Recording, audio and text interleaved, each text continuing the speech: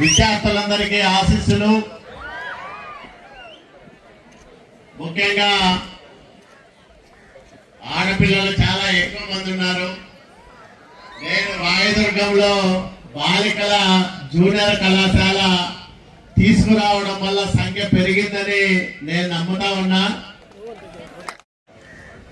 10th class 9th క్లాస్కే తల్లిదండ్రులు పెళ్లిళ్ళు చేస్తా ఉంటే పెళ్లికి అది సరైన వయసు కాదని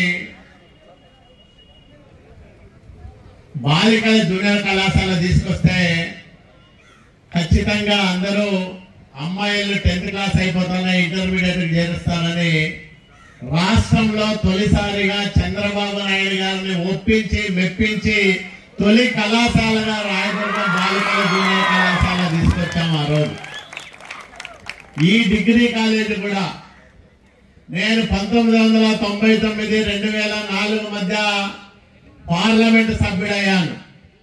చిన్న వయస్సు 35 సంవత్సరాలకే పార్లమెంటులో ఢిల్లీలో తెలుగు వారి వాణిని వినిపించే అవకాశం ఇక్కడ ప్రజలు నాకు ఇచ్చారు.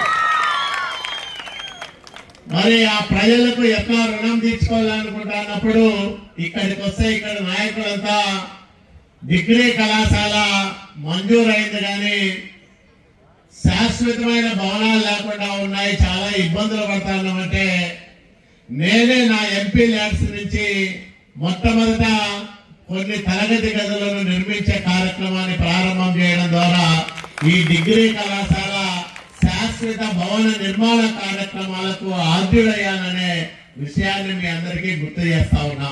చాలా సంతోషం.